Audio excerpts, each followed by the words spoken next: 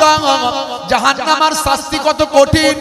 আম্মা জান খাদিজাতুল কুবরা রাদিয়াল্লাহু তাআলা আনহা, আম্মা জান খাদিজাতুল কুবরা রাদিয়াল্লাহু তাআলা আনহা বাড়িতে বসে বসে ঝরঝর করে কাঁদছেন। ছোট্ট ফাতেমা 6 বছর বয়স, ছোট্ট ফাতেমাতুজ জোহরা রাদিয়াল্লাহু তাআলা আনহা বাচ্চা বয়স। আল্লাহর নবী বাইরে বসে বসে সাহাবায়ে কেরামদের মাঝখানে ওয়াজ করছেন।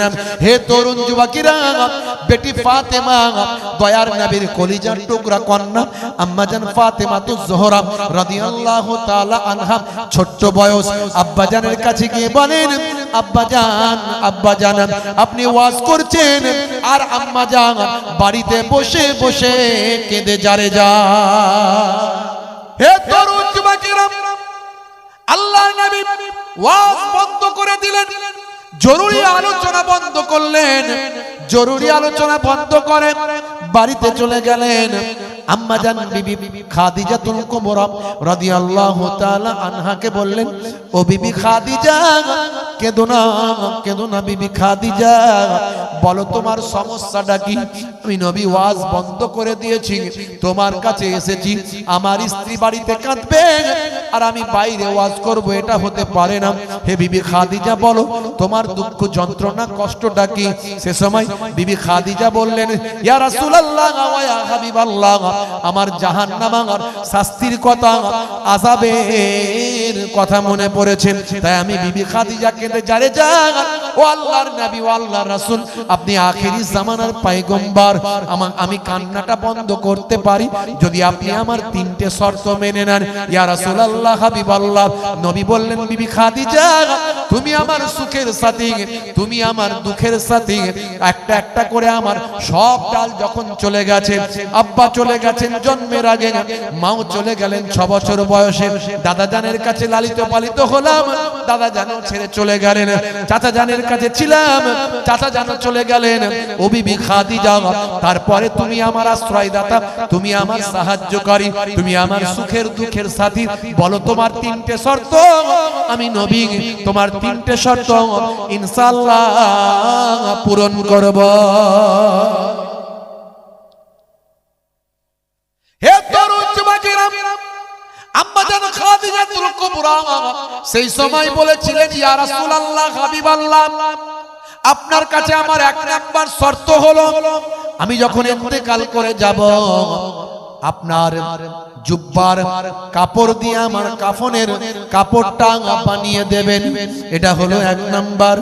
2 নাম্বার শর্ত হলো, আমি যখন ইন্তেকাল করে যাব, আমার কবরটা যখন খননের কাজ হয়ে যাবে, আমার কবর একবার আপনি নামবেন, খালি গায়ে একবার হয়ে যাবেন, আপনার মাহারে নবুয়াতের স্ট্যাম্প, মাহারে নবুয়াতের ডকুমেন্ট সার্টিফিকেট, মাহারে নবুয়াতওয়ালা জিসম মোবারক নিয়ে খালি গায়ে আমার কবরটা একবার আপনি গড়াগড়ি দেবেন।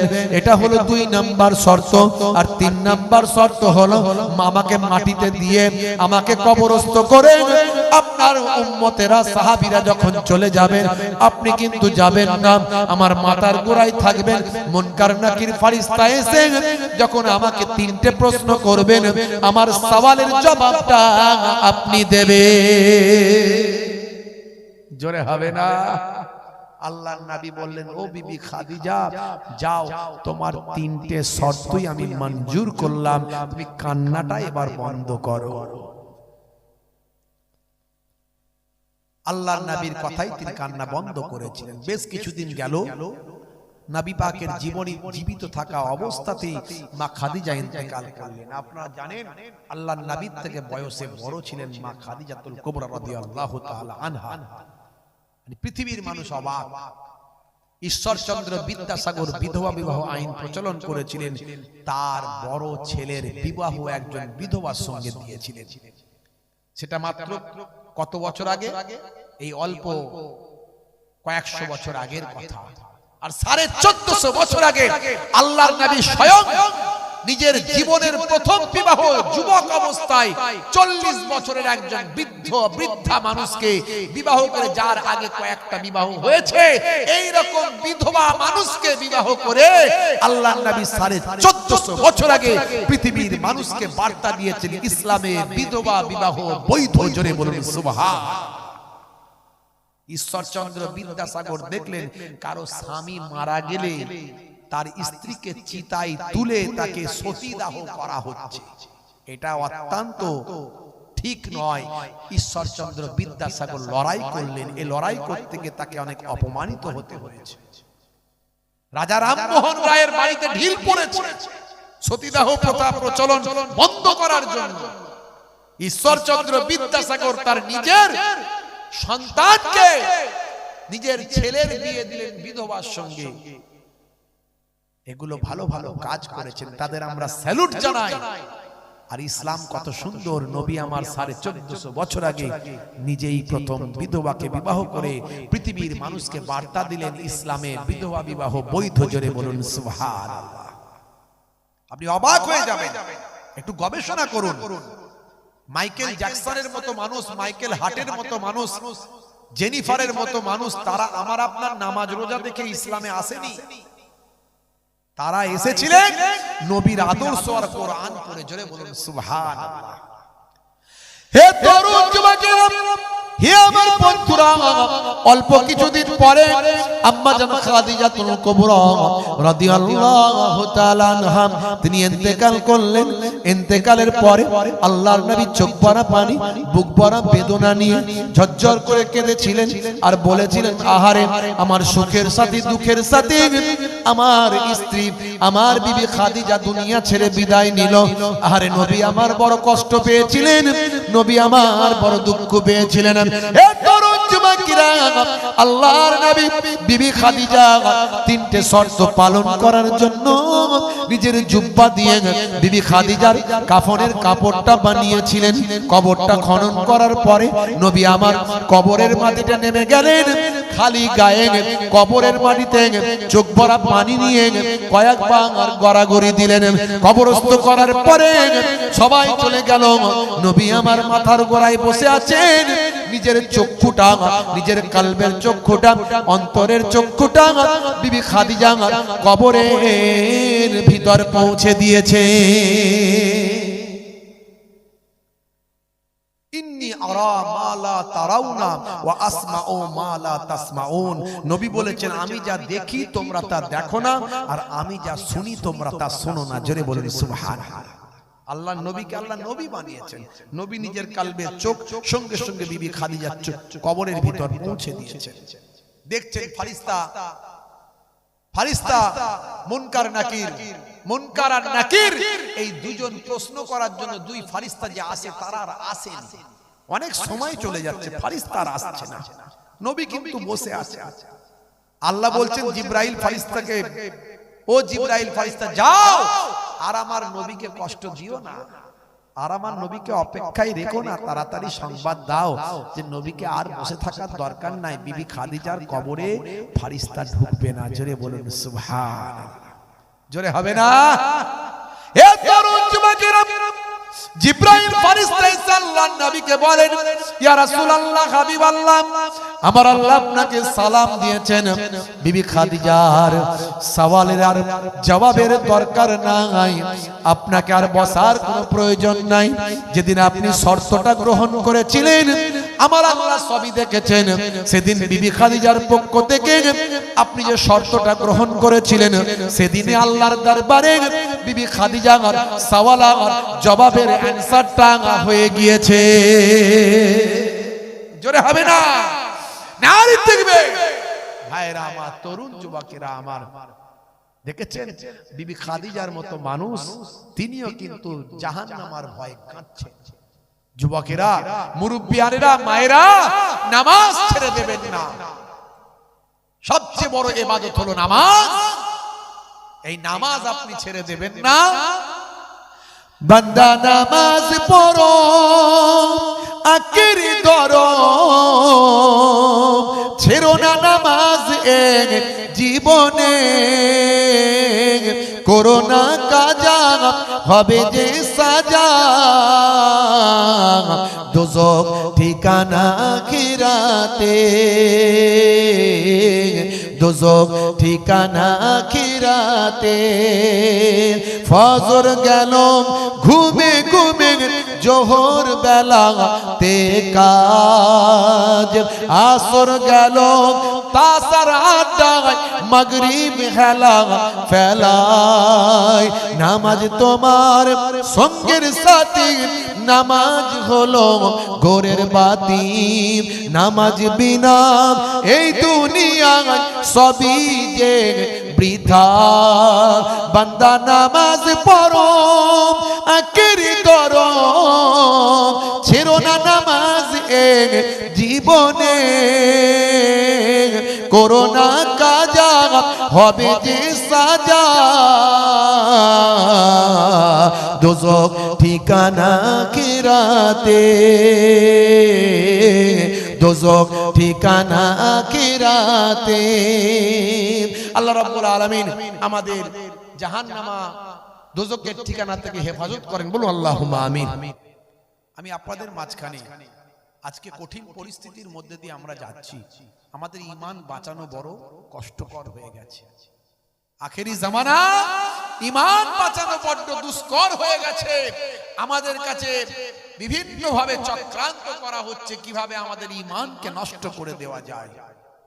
ভাইরা আমার, সেই ঈমানকে রক্ষা করতে গেলে আপনি কি করবেন, কিভাবে আপনার ঈমান মজবুত হবে, আমি আপনাদের কাছে তার নমুনা দিয়ে যাব, একটু নমুনা দিয়ে যাব। মাশাআল্লাহ ভাইরা আমার, তরুণ যুবকেরা আমার, আখেরি জামানায় কিতাবের মধ্যে এসেছে হাতে আগুনের কুণ্ডু হাতে রাখা সহজ হবে, আমার উম্মতের মধ্যে ঈমান রাখা কঠিন হয়ে যাবে।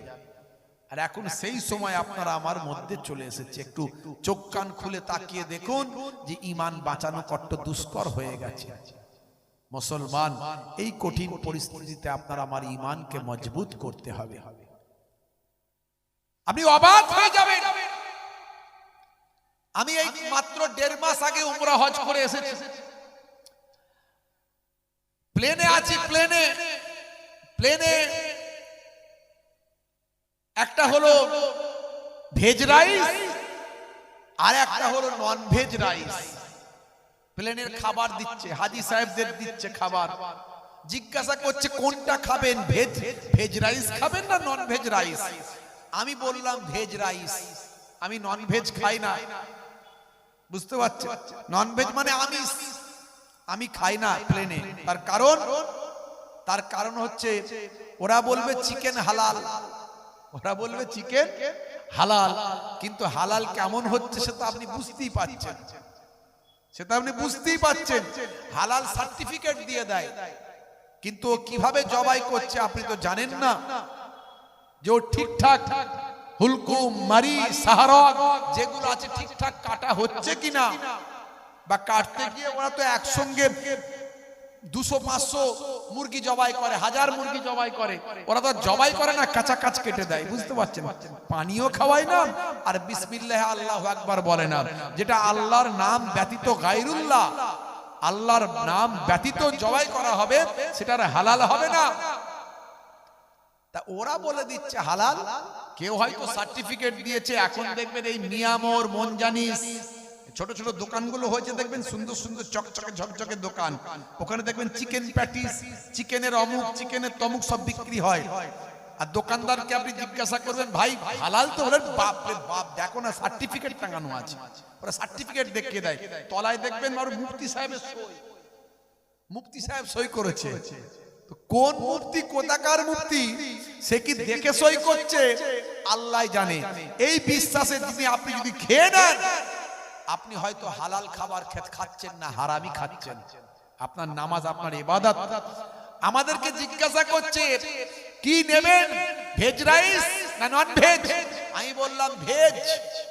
পাশের হাজী সাহেব বলছে নন ভেজ, চিকেন দাও, চিকেন।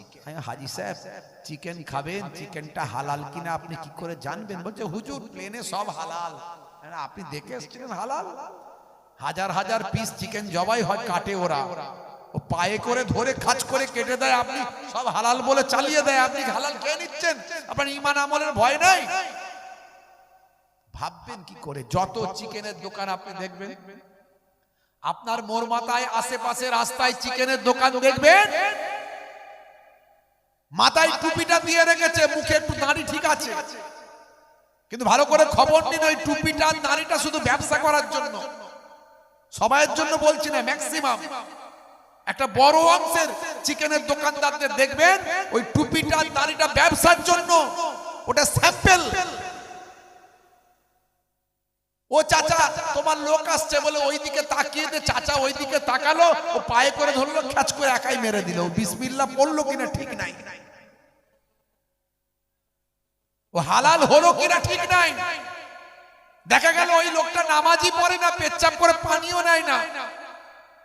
এই জন্য চিকেন যখন আপনি খাবেন অবশ্যই কোন একজন ব্যক্তিকে দিয়ে হালাল করাবেন, যাতে করে হালাল হয়। আরে হালাল করা স্বাস্থ্যের জন্য উপকার।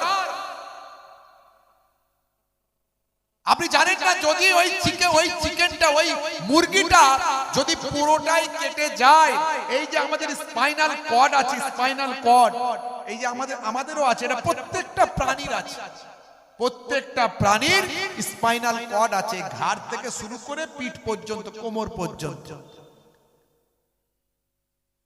এই নালি কাটতে গিয়ে যদি স্পাইনাল কর্ডটা কেটে যায়, সঙ্গে সঙ্গে ওই প্রাণীটা হার্ট অ্যাটাক করে, ওরা রক্তটা বের হয় না, ওর রক্তটা বের হয় না।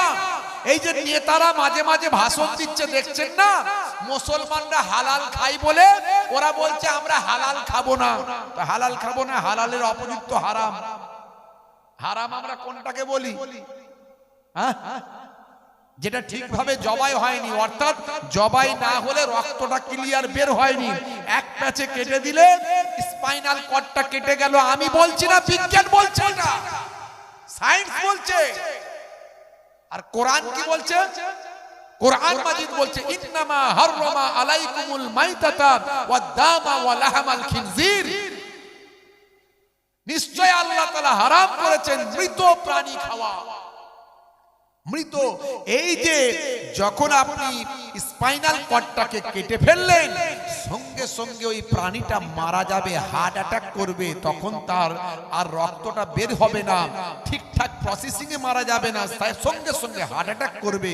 হার্ট অ্যাটাক করলে ব্লাডটা না বের হয়ে তার গোস্তের সঙ্গে ব্লাডটা বসে যাবে, জমা হয়ে যাবে। ভাইরা আমার, এই যে মৃত প্রাণীটা আপনি যদি খান, এই যে তার রক্তের মধ্যে জীবাণু থাকে, এটা আপনার স্বাস্থ্যের জন্য ক্ষতি। আমি বলছি না, মেডিকেল সায়েন্স বলছে। ইসলামের সবকিছু সায়েন্টিফিক, সবকিছু সায়েন্টিফিক। এই জন্য আপনি যে জবাইটা না করিয়ে যদি নিয়ে আসেন, এই চিকেনওয়ালা যদি এক চোপে কেটে দেয়, তাহলে ওটা আপনার জন্য হারাম হয়ে যাবে, স্বাস্থ্যের জন্য ক্ষতি হবে। আপনি অবাক হয়ে যাবেন, মানুষ এখন দেখছে না। এই কয়েকদিন আগে একটা দোকান থেকে আমি তেলে ভাজা কি বলে, আমি একটু ফল খাবার টাবার কিনছিলাম, তেলে ভাজা নয়, খাবার টাবার কিনছিলাম। ওই দোকানের পাশেই ভাজা হচ্ছে চিকেন পকোড়া, বুঝতে পারছেন? একজন মুরব্বী চাচা, দাঁড়িওয়ালা মানুষ বলছে ওটা কি ভাজছো? বলছে চাচা চিকেন পকোড়া। বলছে আমাকে 250 গ্রাম দাও চিকেন পকোড়া। একবারও দেখলো না, চিন্তাও করলো না যেটা হারাম না হালাল। মানুষ এখন কোন পথে চলে গেছে একবার ভাবুন। এই ওয়াজগুলো মানুষ শুনছে না, মানুষের শোনাও হচ্ছে না। আপনার ঈমান কোনটা দিয়ে বরবাদ হয়ে যাচ্ছে, আপনার আমল কোনটা দিয়ে নষ্ট হয়ে যাচ্ছে।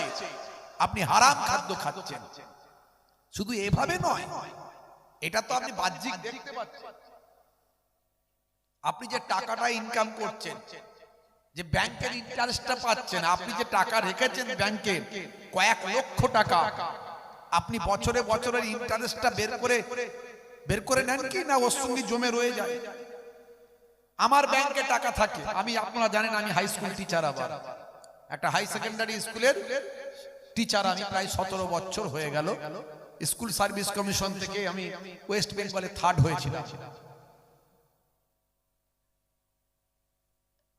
আমার ব্যাংকে টাকা থাকে, তা আমার ব্যাংকে টাকা থাকে, আমি বছরের শেষে আমি সেই টাকার টোটাল ডিটেলসটা আমি স্টেটমেন্টটা নিয়ে বছরের শেষে আমি দেখে নিই কত টাকা আমার ওখানে ইন্টারেস্ট জমেছে। সেই ইন্টারেস্টের টাকাটা আমি বের করে নিই, আলাদা করে তুলে নিই। আমার এক বছরের টাকাটা যেটা ব্যাংকে রইলো, আমার মেহনতের টাকাটা রইলো, ইন্টারেস্টের টাকা আমি আলাদা করে ফেলে আমি আলাদা করে রেখে দিলাম।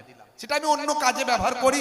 আপনারা জিজ্ঞাসা করলে আমি বলে দেবো, আপনারাও কি কাজে ব্যবহার করবেন সেটা আমি বলে দেবো। মাইকে অন মাইকে আমি বলছি না ইন্টারেস্টের টাকা কি করবেন।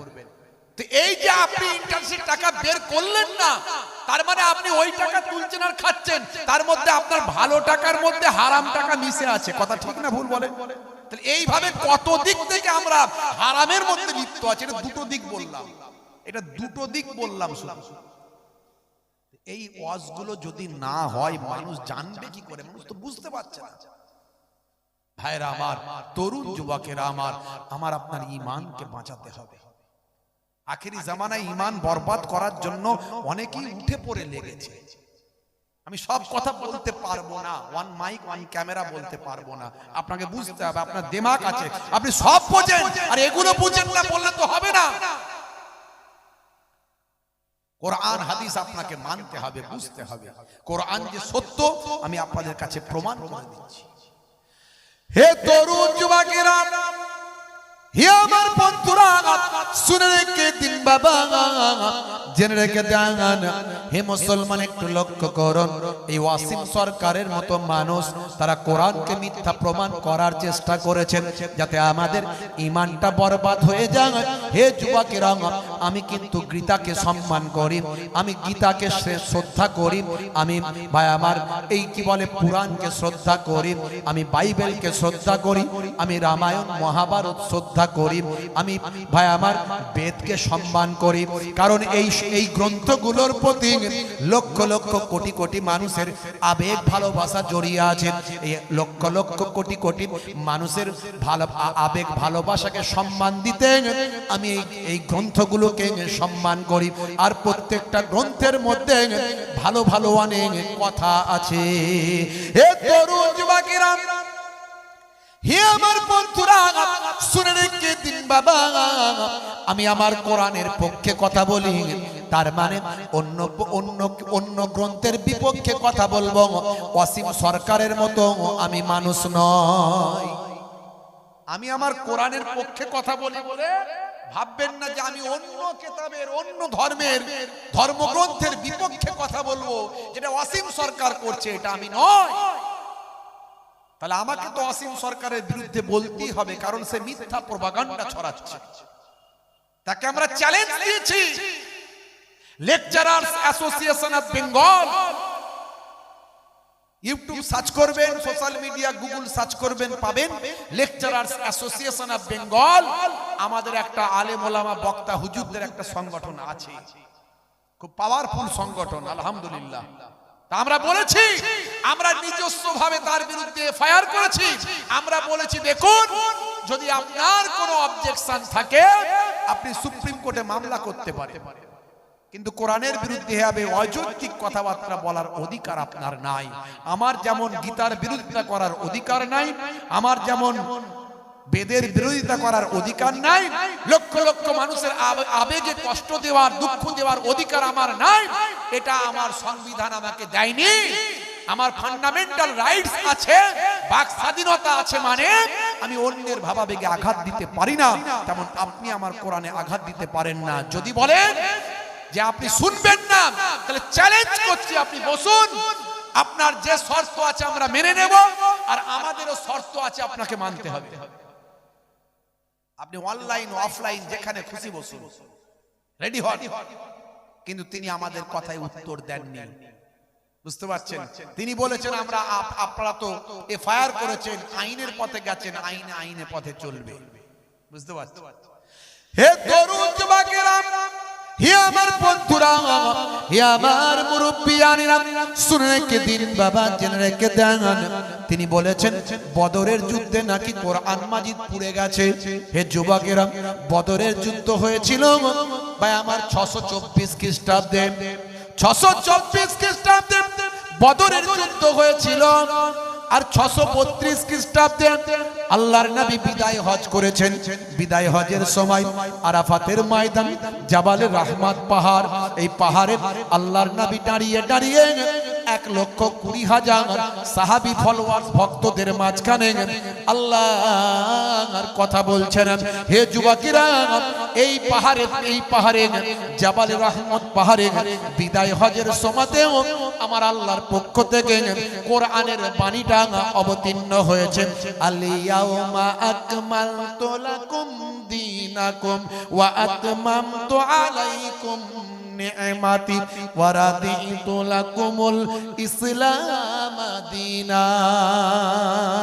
হে তরুণ যুবকেরা, হে আমার মুরব্বিয়ানেরা, 634 খ্রিস্টাব্দে যদি কোরআন মাজিদ পুরো ধ্বংস হয়ে যায়, তাহলে 632 খ্রিস্টাব্দ পর্যন্ত বিদায় হজ পর্যন্ত আল্লাহর নবীর কাছে কোরআন মাজিদ এলো। এটা কোন কোরআন? এর দ্বারা প্রমাণ হয় তিনি মিথ্যা বলছেন। 624 খ্রিস্টাব্দে কোরআন মাজিদ পুরো ধ্বংস হয়ে যায়নি। পৃথিবীর কোন রকম প্রমাণ তথ্য তিনি দিতে পারবেন না। তিনি যে হাট্টি বলছেন, আসলে ওটাও ভুল বলছেন। ওটা হলো হিট্টি, ঐতিহাসিক হিট্টি, একে হিট্টি, একজন হিস্টোরিয়ান। তিনি কি লিখেছেন না লিখেছেন তার কোনো রেফারেন্স নাই, তার কোনো প্রমাণ নাই, বাজে কথা বলে দিচ্ছেন। ভাইরা আমার, তিনি বলেছেন 27 জন শয়তান মিলে কোরআন লিখেছে। এর কোনো এগেনস্টে দলিল প্রমাণ, একেবারে তথ্যপূর্ণ কথা, ভ্যালুয়েশন পূর্ণ কথা। কারণ কোরআন হলো সর্বজনীন, কোরআন হলো সারা পৃথিবীর জন্য। সারা পৃথিবীর প্রত্যেকটা দেশে কোরআন চলে। সারা পৃথিবীর যতগুলো দেশ আছে, 195টা দেশ আছে, 195টা দেশের মানুষ কোরআন পড়ে। 195টা দেশের মানুষের কাছে গ্র্যান্ট হবে এমন কোন পণ্ডিতের বক্তব্য পেশ করুন যে 27টা শয়তান মিলে কোরআন পড়িয়েছে, এই কোরআন লিখেছে, প্রমাণ দিন। এইরকম কোন তথ্য কে একটা যদু মধু সদু আর ওই কি বলে আপনার কে লোকে চেনে না, এরকম একজন কে কোথায় লিখে দিচ্ছে, ওসব কিতাবের রেফারেন্স আমরা মানবো না। পারবেন? তাও পারবেন না। আল্লাহ নিজে কোরআনে বলছেন, নাহানু নাযালনা যিকরা ওয়া ইন্না লাহু লাহাফিজুন। জোরে হবে না? এই কোরআন মাজিদ আমি আল্লাহ নাজিল করেছি, আর এর রক্ষার দায়িত্ব, হেফাজতের দায়িত্বটা আমি আল্লাহ নিজে গ্রহণ করেছি। কিভাবে আল্লাহ কোরআন মাজিদ রক্ষা করবেন? এই ওয়াসিম সরকারের মতো মানুষ, সে বলছে কোরআনে নাকি সে পেচ্ছাপ করে দেবে, এই রকম কিতাবে সে পেচ্ছাপ করে দেবে। এটা আমার খুব খারাপ লেগেছে, কষ্ট হয়েছে, আমার আবেগে আঘাত লেগেছে। সে আরেকটা কথা বলেছে যেটা আমার খুব খারাপ লেগেছে। ভাইরা আমার, যে 27 জন শয়তান মিলে কোরআন লিখেছে, এই কথাগুলো আমার খারাপ লেগেছে। বাকি ওভারঅল সে কোরআন নিয়ে যা কথা বলেছে, যা কথা বলেছে, তাতে কি হয়েছে? আলোড়ন সৃষ্টি হয়েছে। এটা ভালোই হয়েছে। আমরা যেটা করতে পারিনি ওয়াসিম সরকার করে দিয়েছে, আমি খুশি। সেই জন্য আমি খুশি। আমরা মানুষকে এত করে বলছি কোরআন পড়ো, কোরআন পড়ো, কোরআন পড়ো। কোরআন শুধু মুসলমানদের নয়, সারা বিশ্বের সবাই পড়ে, সবাই পড়ে, কিন্তু লোকে শোনে না। কিন্তু অসীম সরকার এমন করে দিল যে আমাদের কার বলতে হচ্ছে না, লোকই বলছে যে কোরআনে কি আছে একটু দেখতে হয় ভালো করে, একটু পড়তে হবে ভালো করে, কি লেখা আছে দেখি তো বাবু। এত হইচই চলছে যখন পড়ি, এই যে পড়ার আগ্রহটা অসীম সরকারের জন্য তৈরি হয়েছে, এটা ভালো জিনিস। যেমন কেসিয়াস কেলে, টাইসন, গ্যারি মিলার, জেনিফার, পৃথিবী বিখ্যাত বিখ্যাত অথার পণ্ডিতেরা, তারা কোরআনের ভুল খুঁজতে গিয়ে, ভাই আমার মিস্টার গ্যারি মিলার, তিনি পৃথিবী বিখ্যাত একজন পণ্ডিত, তিনি কোরআনের ভুল খুঁজতে চেষ্টা করেছিলেন। তিনি ছিলেন একজন, ভাই আমার, যিশু খ্রিস্টের ভক্ত, মানে ঈসা নবীর ভক্ত। তিনি কোরআনের ভুল খুঁজতে গিয়ে তিনি দেখলেন, হাই রে হাই, কোরআনের কি ভুল খুঁজবো? যে ঈসার আমি শিষ্য, যে ঈসা নবীকে আমি ভালোবাসি, যে যিশুকে আমি ভালোবাসি, তারা বলে যিশু, আমরা বলি ঈসা। তাই তো নাকি? কথা ঠিক না ভুল? হে তরুণ যুবকেরা, হে আমার বন্ধুরা, হে আমার মুরব্বিয়ানেরা, তারা বলে অ্যাডাম, আমরা বলি Adam. According to খ্রিস্টানিটি, according to Abraham religious, Google search করুন পাবেন। তারা বলে ইব্রাহিম, আমরা বলি ইব্রাহিম, তারা বলে আব্রাহাম, আমরা বলি ভাই আমার মুসা, তারা বলে মোজেস, আমরা বলি ডেভিড, তারা বলে ডেভিড, আমরা বলি দাউদ, তারা বলে ভাই আমার ঈসা, আমরা বলি ঈসা, তারা বলে যিশু। হে তরুণ যুবকেরা, হে আমার বন্ধুরা, হে আমার মুরব্বিয়ানেরা, আমরা বলি মারিয়াম, তারা বলে মেরি। খালি নামগুলো পাল্টে গেছে, ব্যক্তিগুলো একই, স্থানকাল পাত্র অনুযায়ী, ভাষা অনুযায়ী নামগুলো পাল্টেছে। হে তরুণ যুবকেরা, মিস্টার গ্যারি মিলার তিনি বললেন, আমি কোরআনের ভুল খোঁজার চেষ্টা করছিলাম, আমি ঈসা নবীর ভক্ত, মানে আমি যিশুর ভক্ত, তা আমি কোরআনের ভুলগুলো খুঁজে বের করে পৃথিবীর মানুষের কাছে প্রচার করব। আমি কোরআনের ভুল খুঁজতে গিয়ে দেখলাম যার উপরে কোরআন মাজিদ অবতীর্ণ হয়েছে সেই প্রফেট মুহাম্মদ সাল্লাল্লাহু আলাইহি ওয়াসাল্লামের নামটা কোরআনে 5 জায়গায় আছে, আর আমি যার ভক্ত সেই যিশু, সেই ঈসা নবীর নামটা কোরআনে 25 জায়গায় আছে। আমি অবাক হয়ে গেলাম, এ তো কোরআন তো আমাদের শত্রু নয়, আরে আমি যার ভক্ত তার নাম 25 বার, আর যার উপরে কোরআন এসেছে তার নাম 5 বার। শুধু তাই নয়, হে তরুণ যুবকেরা, হে আমার বন্ধুরা, মিস্টার গ্যারি মিলার বলেন শুধু তাই নয়, এই মেরির কথা, যাকে আমরা বলি মেরি, তাকে মুসলমানেরা কোরআনের ভাষায় বলে মারিয়াম। সেই ঈসা নবীর মা, সেই যিশুর মা, যাকে আমরা বলি মেরি, সেই ঈসা নবীর মা, যাকে মুসলমানেরা বলে মারিয়াম। সে কোরআনে কত ভালো, কোরআন কত ভালো। সেই ঈসা নবীর মা মারিয়ামের নামে একটা বড় সূরা এসেছে, সূরাটার নাম হলো সূরা মারিয়াম। আমি অবাক হয়ে গেলাম, আমার ধারণা পাল্টাতে শুরু করলো। আমি কোরআনের শত্রু ছিলাম, কোরআনকে আস্তে আস্তে ভালোবাসতে শুরু করলাম। আমি অবাক হয়ে গেলাম, সারা কোরআন মাজিদ পড়তে পড়তে দেখলাম কোরআনের মধ্যে ভালো ভালো কথা আছে, নীতি নৈতিকতার কথা আছে, মানবিকতার কথা আছে, মনুষ্যত্ববোধের কথা আছে, পরধর্মের সহিষ্ণুতার কথা আছে, অন্য ধর্মের মানুষের কথা আছে, মানুষকে ভালোবাসার কথা আছে, মানুষের উপকারের কথা আছে। ভাই আমার সারাদিনের ব্যবহারিক জীবন, পারিবারিক জীবন, নৈতিক জীবনের কথা আছে। কোরআনের মধ্যে কোনো অবৈজ্ঞানিক কথা আমি পেলাম না, কোনো বৈপরীত্যমূলক কথা আমি পেলাম না। অর্থাৎ এত বিশাল মোটা কোরআন মাজিদ, এখানে একটা কথা বলা হলো, তার এগেনস্টে অন্য জায়গায় কথা বলা হলো, এখানে চলবে ওখানে চলবে না, এমন কথা একই বিষয়ে কোথাও আমি পেলাম না। শুধু তাই নয়, কোরআন মাজিদ পড়তে পড়তে সূরা নিসার 82 নম্বর আয়াতে গেলাম। 82 নম্বর আয়াতে গিয়ে আমি সেই কথাটাও প্রমাণ পেলাম। মহান আল্লাহ বলছেন, হে দুনিয়ার মানুষ শোনো, আফালা ইয়াতাদাব্বারুনাল কুরআন ওয়ালাউ কানা মিন ইনদি গায়রিল্লাহ লা ওয়াজাদু ফীহি ইখতিলাফান কাসীরা। জোরে হবে না? আল্লাহ বলছেন, আফালা ইয়াতাদাব্বারুনাল কুরআন, তারা কি আমার কোরআনের প্রতি লক্ষ্য করে না? ওয়ালাউ কানা মিন ইনদি গায়রিল্লাহ, যদি এই কোরআন মাজিদ আল্লাহ ব্যতীত অন্য কারো কাছ থেকে অবতীর্ণ হতো, আসতো, লা ওয়াজাদু ফীহি ইখতিলাফান কাসীরা, নিশ্চয় এই কোরআনের মধ্যে অনেক বৈপরীত্য, বিরুদ্ধাচরণ কথা পাওয়া যেত। কিন্তু সারা কোরআনের ভিতরে একটা আয়াতের সঙ্গে আর একটা আয়াতের বৈপরীত্য, বিরুদ্ধাচরণ বক্তব্য নাই। এখানে নামাজ পড়তে বলা হয়েছে, তো 82 জায়গায় নামাজের কথাই বলা হয়েছে, নামাজ পড়ো। কোথাও বলা নাই যে নামাজ পড়া লাগবে না।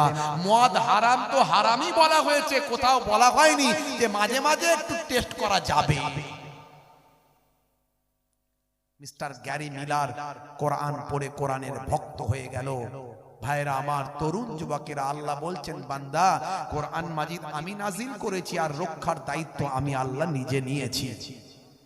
এই ওয়াসিম সরকারের মতো মানুষ যখন কোরআনের বিরোধিতা করছেন, তখন আমি যেমন কোরআনের ছাত্র হয়ে, আমি ইসলাম ধর্মের মানুষ হয়ে আমি যেমন গীতাকে সাপোর্ট করি, গীতা ভালোবাসি, আমি বাইবেল ভালোবাসি, আমি ত্রিপিটক ভালোবাসি, আমি বেদ ভালোবাসি, আমি রামায়ণ মহাভারত ভালোবাসি, কারণ প্রত্যেক ধর্মের ভিতরেই, ধর্মীয় গ্রন্থের ভিতরেই ভালো ভালো কথা লেখা আছে।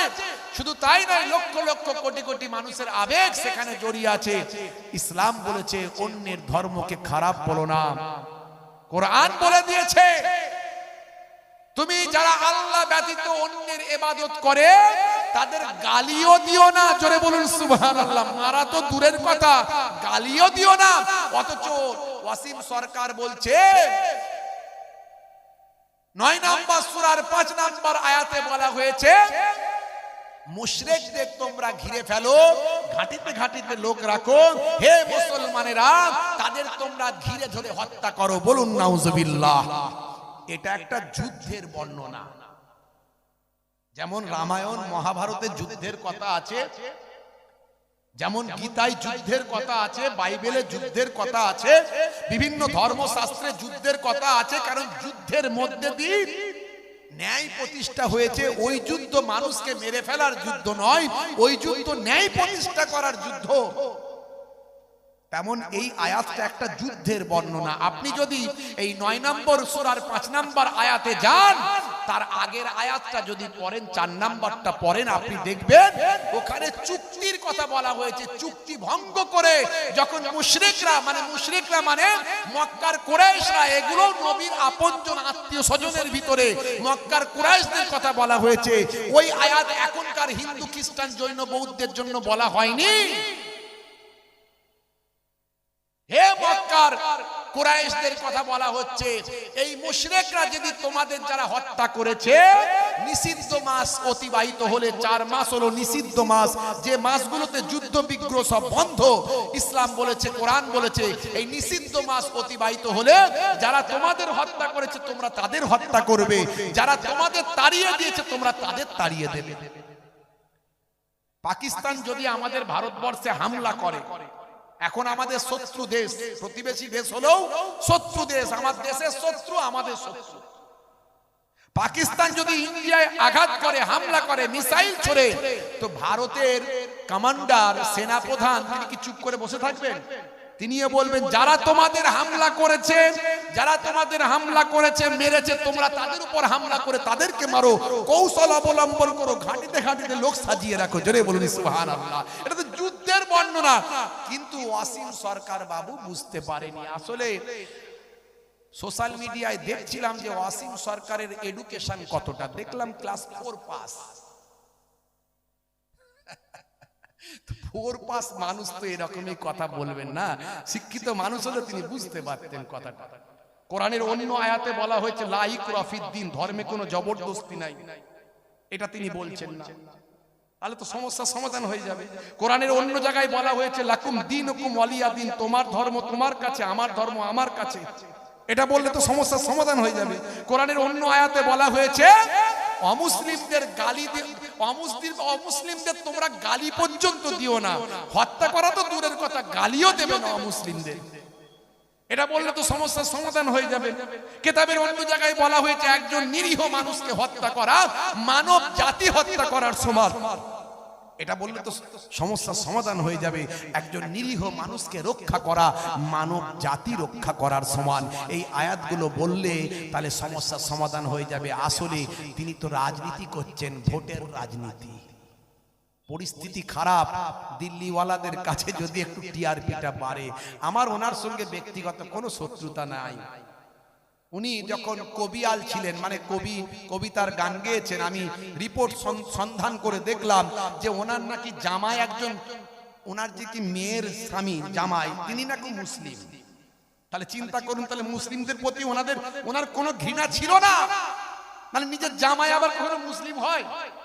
শুধু তাই নয়, বাংলাদেশের ইতিহাস ঘেটে দেখলাম উনি বাংলাদেশে মুসলিমদের মাঝখানেও ইসলামিক সমাবেশে, প্রোগ্রামে গিয়ে বক্তব্য রেখেছেন অনেক। তাহলে ইসলামের প্রতি, মুসলিমদের প্রতি ওনার কোনো ঘৃণা কিছু নাই। কিন্তু এখন যেটা বলছেন রাজনীতির স্বার্থে বলছেন, এটা সহজ ভাষায় বুঝে নিলে আমাদের সবাইয়ের ভালো। বুঝতে পারছো? হে তরুণ যুবকেরা, হে আমার বাবা জেনে রেখে দেন, হে মুসলমান একটু লক্ষ্য করুন, কোরআন মাজিদ আপনি একটু পড়ার চেষ্টা করুন, দেখবেন কোরআনের প্রেমিক হয়ে যাবেন। আমি যেমন গীতার প্রেমিক, আমি যেমন বাইবেল, ত্রিপিটক, রামায়ণ, মহাভারত সব ধর্মগ্রন্থকে আমি ভালোবাসি, প্রেম করি, কারণ এগুলো পৃথিবীর কোটি কোটি মানুষের আবেগ ভালোবাসা এখানে লিপ্ত আছে। পৃথিবীর কোটি কোটি মানুষ এই ধর্মগুলোকে, এই ধর্মগ্রন্থগুলোকে ভালোবাসে, তাদের শ্রদ্ধা জানাতে আমিও ভালোবাসি। কারণ ইসলাম বলেছে অন্যের ধর্মকে আঘাত করবে না, অন্যের ধর্মের প্রতি কটূক্তি করবে না, অন্যের ধর্মের প্রতি গালি দেবে না, অন্যের বিশ্বাসে তুমি আঘাত করবে না। হে তরুণ যুবকেরা, হে আমার মুরব্বিয়ানেরা, শুনে রেখে দিন বাবা, আমার মতো ধারণা নিয়ে বাংলাদেশের একজন অমুসলিম হিন্দু ভাই, তিনি একজন জগৎ বিখ্যাত শিল্পী, তার কবিতা আমি এর আগেও বলেছি, আজও আপনাদের মাঝখানে প্রাসঙ্গিক তাই বলছি। হে যুবকেরা, হে আমার বন্ধুরা, সেই শিল্পীর নাম হলো মিস্টার নকুল কুমার বিশ্বাস, আমার এক হিন্দু ভাই। আমি যেমন গীতা ভালোবাসি, তিনি তেমন কোরআন ভালোবাসেন, তিনি তেমন কোরআনকেও ভালোবাসেন। এই ওয়াসিম সরকারদের মতো মানুষদের উদ্দেশ্যে তিনি কবিতা বলছেন। আমি এর আগেও ইন্টারনেটে বলেছি কথা, 20-25 হাজার, প্রায় 25 থেকে 30 হাজার কম বেশি আমার বক্তব্য ইন্টারনেটে আছে, অনেক জায়গাতে আমি বলেছি, আপনি সার্চ করলেও পাবেন তিনি কি বলছেন। যদি আগুন লেগে ধ্বংস হয়ে যায়, ধ্বংস হয়ে যায় পৃথিবীর সব বইয়ের দোকান, তবু বিশ্ব থেকে হারাবে না পবিত্র কোরআন। জোরে হবে না, আর জোরে বলা যাবে না। করবে কেমন করে কোরআন ধ্বংস আগুনের তেজ, করবে কেমন করে কোরআন ধ্বংস আগুনের তেজ, আছে বিশ্বে ভরা অগণিত কোরআনে হাফেজ, তারা ছাপি আসমানি গ্রন্থ, তারা ছাপি আসমানি গ্রন্থ, বাঁচাবে ইসলামের সম্মান, তবু বিশ্ব থেকে হারাবে না পবিত্র কোরআন। দেখেছেন, আমাকে উত্তর দিতে হবে না, ওয়াসিম সরকারের জন্য নকুল কুমার বিশ্বাসই যথেষ্ট। নকুল কুমার বিশ্বাস সুন্দরভাবে বলে দিয়েছেন, তুমি কটা কোরআন মাজিদ পড়াতে চাও সেটা কি বলেছে, কোরআনে এই রকম কোরআন আমি পুড়িয়েও ফেলতে পারি। হ্যাঁ, এটা আমার বড় দুঃখ লেগেছে, এর জন্য তাকে ক্ষমা চাওয়া উচিত বন্ধুরা আমার। কিন্তু কটা কোরআন পড়াবে তুমি, কটা কোরআন পড়াতে পারবে? মিস্টার নকুল কুমার বিশ্বাস বলছে, শোনো, তোমার জানা নাই পৃথিবীর বুকে কোটি কোটি কোটি কোটি হাফেজে কোরআন আছে, যাদের বুকেতে কোরআন তারা ধারণ করেছে, আর তারা একজনও যদি বেঁচে থাকে পৃথিবীতে আবার কোরআন মাজিদ ছড়িয়ে পড়বে। ভাইরা আমার, তরুণ যুবকেরা আমার, তাই এগুলো সব রাজনীতি, আসলে এগুলোর মধ্যে কোনো কিছু নাই, বিভ্রান্ত, অন্য কিছু না। হে তরুণ যুবকেরা, আপনি অবাক হয়ে যাবেন, আপনার ঈমানটা মজবুত হবে। আখিরি জামানায় আপনার ঈমানকে নষ্ট করার জন্য বিভিন্ন চক্রান্ত চলছে। আমি একটা কথা আপনাদের বলবো বাপ, হে তরুণ যুবকেরা, আপনি আল্লাহকে দেখেননি, নবীকে দেখেননি। 1450 বছর আগে দয়ার নবী পৃথিবীর বুকে এসেছিলেন, সে সময় যদি আমরা আসতাম আমাদের জীবনটা ধন্য হতো, কিন্তু আমরা নবীকে দেখতে পাইনি। হে তরুণ যুবকেরা, আল্লাহকে দেখতে পাইনি, কিন্তু আল্লাহর ভাই আমার, আল্লাহ প্রদত্ত পৃথিবীর শ্রেষ্ঠ সৃষ্টি যেটা, তার নাম হলো আল কোরআন আমরা দেখেছি। কোরআন মাজিদ দেখেছি না দেখিনি বলে, আছে না নাই? কিন্তু দুর্ভাগ্য, কোরআন মাজিদ আমরা সবাই পড়তে পারি, পড়লেও কি লেখা আছে জানি না, মানেটা আমরা জানি না। কোরআন মাজিদের ভিতরে কি লেখা আছে সেটা আমরা জানি না। মুসলিম তুমি নামে হলে আজ কামে হলো না ভাই। মুসলিম দেখো অপরাধে লিপ্ত কেন হয়? মুসলিম তুমি কোরআন হাদিস পড়তে জানো না, মুসলিম তুমি মসজিদেতে নামাজে এলে না। মুসলিম তুমি নামে হলে আজ মুসলিম তুমি নামে, মুসলিম এলে ন্যায়ের পথে সমাজ বদলাবে রে, সমাজ বদলাবে। মুসলিম তুমি নামে হলে আজ কামে হলে না ভাই। মুসলিম দেখো অপরাধে লিপ্ত কেন হয়? বোমে বারুদে নেশার তালায় হবে না কারো সাথে, বোমে বারুদে নেশার তালায় হবে না কারো সাথে।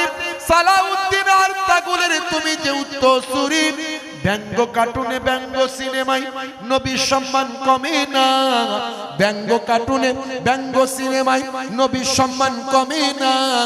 গুগল সার্চে সেরা মনীষী খুঁজে দেখো না। গুগল আছে আপনার কাছে, একবার সার্চ করে দেখুন who is the greatest person in the world. Google আপনাকে আনসার দেবে greatest person in the world of prophet মুহাম্মদুর রাসূলুল্লাহ সাল্লাল্লাহু আলাইহি ওয়াসাল্লাম। আপনার ঈমানটা মজবুত হবে। নবী পাকের জীবনীটা একবার পড়ুন। আজকে কেসিয়া স্কেলে থেকে টাইসন, গ্যারি মিলার থেকে জেনিফার মাইকেল জ্যাকসন, ইলিমা দিমাত্রিয়াঙ্কো, মিস্টার ডিউ ডেভিস, মিস্টার ব্রেইন, হাসিম আমলা থেকে জুনায়েদ জামশেদ, মঈন আলী খান, সেখান থেকে মেসুদ ওয়াজিল, সাদিও মানে, হোমিওপ্যাথির জনক হ্যানুম্যান মাইক টাইসন, এরা সাধারণ কোন ব্যক্তি নন, এরা সব সেলিব্রিটি, পৃথিবী বিখ্যাত বিখ্যাত মানুষ, পৃথিবীর মানুষ এদের চেনে। তারা দয়ার নবীর শিষ্য হয়ে গেলেন। জোরে বলুন সুবহানাল্লাহ। কোরআন পড়ে কোরআন বিশ্বাস করলেন। বন্ধুরা আমার, তরুণ যুবকেরা আমার, হে আমার মুরব্বিয়ানেরা, হে যুবকেরা, শুনে রেখে দিন বাবা, জেনে রেখে দেন। হে মুসলমান, একটুখানি লক্ষ্য করুন, আপনি অবাক হয়ে যাবেন।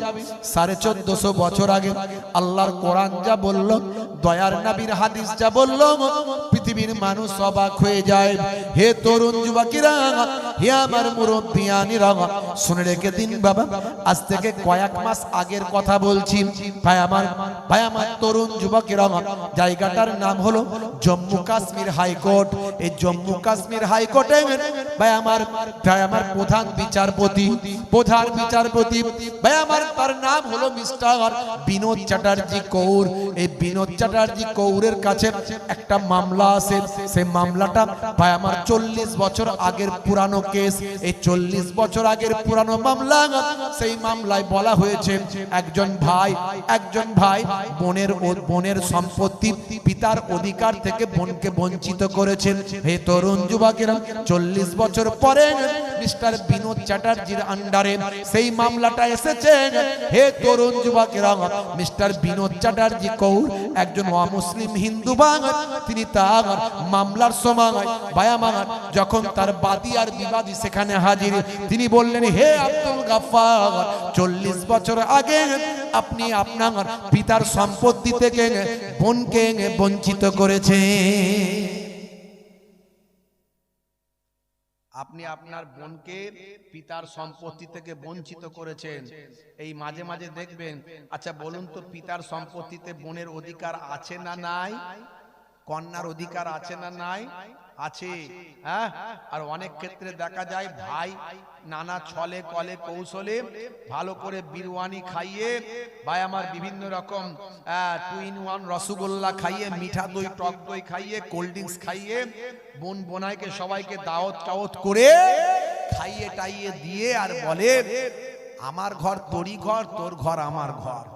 হ্যাঁ, আমার ছেলে তোর ছেলে, তোর ছেলে আমার ছেলে। বোন এখানে এলে তুই তো আমার ঘরেই থাকবি। আর এই বাপের সম্পত্তি, এইটুকু সম্পত্তি, আর তুই কি নিবি বল না? এক কাজ কর, 5 লাখ টাকা তোর ছেলেদের অ্যাকাউন্টে দিয়ে দিচ্ছি, তুই আর কিছু দাবি টাবি রাখিস নি বোন। তুই তো ওখানে অনেক ভালো পেয়েছিস, তোর স্বামীর অনেক আছে, হ্যাঁ একটু রাজি হয়ে যা। আমার তো জানিস কিছুই নাই, এইটুকুই আছে, তুই আর এখানে দাবি টাবি করবি না। 5 লাখ টাকা তোর ছেলেদের অ্যাকাউন্টে দিয়ে দিচ্ছি। এইভাবে বলে বোনের টিপ সই করিয়ে নেয় না। আপনাদের দিকে সব ভালো মানুষ, আপনারা আল্লাহ করে সব বোনের জায়গা জমি ঠিকঠাক যেটুকু যা পানেওয়ালা ফারায়েজ কষে একদম দিয়ে দেয়। কি কথা ঠিক না ভুল? কেউ কিছু বলে না, দেয় তো নাকি? এখানে ঠিকঠাক করে বোনকে দেয় না? আমাদের ওইদিকে সব করে বাজে বাজে, বুঝলেন? ভাইগুলো খুব চালাক, বোনকে কিভাবে ঠকাতে হবে ভালো করে খাইয়ে দাইয়ে ঠকায়। 40 বছরের পুরানো কেস, এটা ইন্টারন্যাশনাল নিউজ হয়েছে। আমার কাছে নিউজটা রাখা আছে।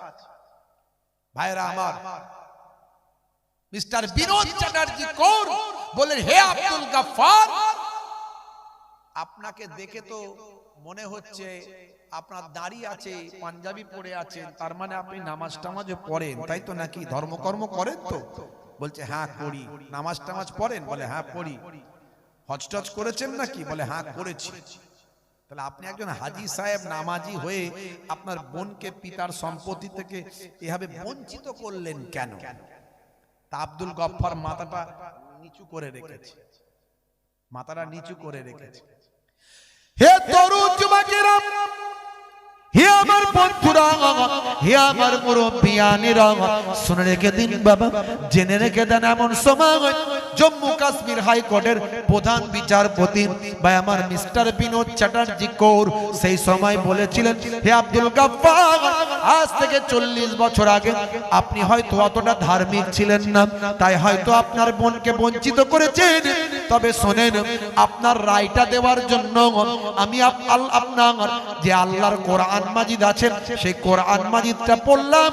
আমি জানি কোরআনে সব বিষয়ে কথা বলা হয়েছে।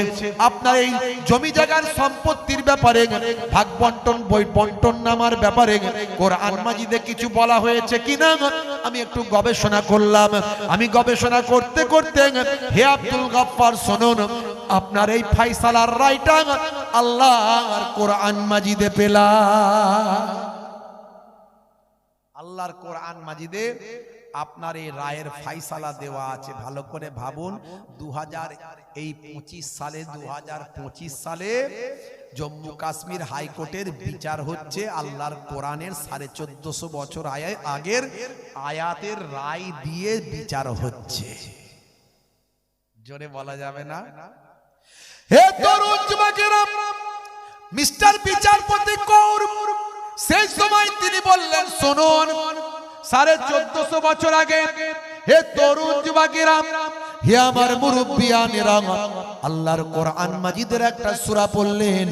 সূরাটার নাম হলো সূরা নিসা, আয়াত নাম্বার হলো 11। এই 11 নাম্বার আয়াতে গিয়ে বিচারপতি কৌর পড়তে শুরু করলেন, বিসমিল্লাহির রাহমানির রাহিম, ইউসিকুমুল্লাহু ফি আওলাদিকুম লিযযাকারি মিসলু হাযিল উনসাইন। হে তরুণ যুবকেরা, আমার আল্লাহ এই আয়াতে বলছেন, সূরা নিসার 11 নম্বর আয়াতে বলছেন, ইউসিকুমুল্লাহু, আল্লাহ তাআলা নির্দেশ দিয়েছেন, ফি আওলাদিকুম, তোমাদের সন্তানদের জন্য, লিযযাকারি, একজন পুত্রের জন্য, মিসলু হাযিল উনসাইন, 2 কন্যার সমান। আল্লাহ বলছেন তোমাদের পুত্ররা পাবে 2 কন্যার সমান। হে দুনিয়ার মানুষ শোনো, আমার আল্লাহ, আমি আল্লাহ তাআলা তোমাদের সন্তানদের জন্য নির্দেশ দিচ্ছি, একজন পুত্র যে সম্পত্তিটা পাবে সেটা হলো 2 কন্যার সমান। অর্থাৎ পিতার সম্পত্তি থেকে পুত্র পাবে যেটা 2 জন কন্যার সমান পাবে, অর্থাৎ একজন কন্যা পাবে তার ভাইয়ের অর্ধেক। হে আব্দুল গাফফার, আল্লাহর কোরআন বলছেন আপনি যেটা আপনার পিতার সম্পত্তি থেকে পাবেন তার অর্ধেক পাবেন আপনার বোন। আজকে জম্মু কাশ্মীর হাইকোর্টে আমি বিচারপতি কৌর আল্লাহর কোরআনের ফায়সালা শুনিয়ে দিলাম। দেখেছেন কোরআন মাজিদ আজও কতটা প্রাসঙ্গিক। এরকম উদাহরণ একটা দুটো নয়, গোটা 50টা আমার হৃদয়ে রাখা আছে, যার দ্বারা আপনার কোরআনের প্রতি ঈমান বাড়বে, কোরআনের প্রতি বিশ্বাস বাড়বে। আমরা আল্লাহ দেখিনি, নবী দেখিনি, কিন্তু কোরআন দেখতে পাচ্ছি। সে কোরআন আজও সত্য, মহাসত্য, ধ্রুব সত্য।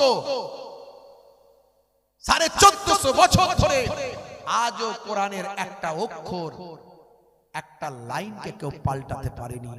পৃথিবীর বুকে যত কিতাব আছে তার রাইটারের নাম লেখা আছে, except only one book in the world, একটা কোরআন মাজিদ আপনি খুলুন, দেখবেন তার রাইটারের নাম কিছু লেখা নাই। তার কারণ সেটা মানুষকৃত রচনা নয়, সেটা মহান আল্লাহ কর্তৃক লেখা। জোরে বলুন সুবহান। জোরে হবে না? পৃথিবীর বুকে এমন কোন গ্রন্থ আমাকে দেখান যে গ্রন্থটা লক্ষ লক্ষ মানুষ মুখস্থ করে, কোটি কোটি মানুষ মুখস্থ করে। যদি আপনাদের জানা থাকে আমাকে বলুন, আমি সেটা পরের দিন থেকে প্রচার করব। আমার জানা নাই যে পৃথিবীতে কোটি কোটি মানুষ একটা গ্রন্থ মুখস্থ করে। Only one book in the world, একটাই কিতাব পৃথিবীর বুকে কোটি কোটি মানুষ মুখস্থ করছে 24 ঘন্টা, তার নাম হলো আল কোরআন। জোরে হবে না? আপনি অবাক হয়ে যাবেন 1450 বছর আগের কথাগুলো আজকের যুগে কেমন মিলে যাচ্ছে, আপনি অবাক হয়ে যাবেন। ভাইরা আমার, তরুণ যুবকেরা আমার, মুরব্বিয়ানেরা আমার, হে যুবকেরা, হে আমার বন্ধুরা, শুনে রেখে দিন বাবা, জেনে রেখে দেন। হে মুসলমান, একটু লক্ষ্য করুন বন্ধুরা আমার, তরুণ যুবকেরা, মুরব্বিয়ানেরা আমার, 1931 সালে ভাই আমার পৃথিবী বিখ্যাত জ্যোতির্বিদ, নাম হলো মিস্টার জর্জ লেমিন্টে। মিস্টার জর্জ লেমিন্টে 1931 সালে তিনি আবিষ্কার করলেন বিশ্ব ব্রহ্মাণ্ড কেমন ভাবে তৈরি হয়েছে। এর নাম দিলেন তিনি বিগ ব্যাং থিওরি। এই বিগ ব্যাং থিওরি যারা বিজ্ঞানের ছাত্র তারা বোঝে, বিজ্ঞানের মানুষ যারা তারা জানেন। হে তরুণ যুবকেরা, হে আমার মুরব্বিয়ানেরা, এই বিগ ব্যাং থিওরিতে বলা হয়েছে বিশ্ব ব্রহ্মাণ্ড কেমন ভাবে তৈরি হয়েছে। এই বিশ্ব ব্রহ্মাণ্ড তৈরির রহস্যের কথা পৃথিবীর মানুষ জানতে পেরেছেন 1931 সালে।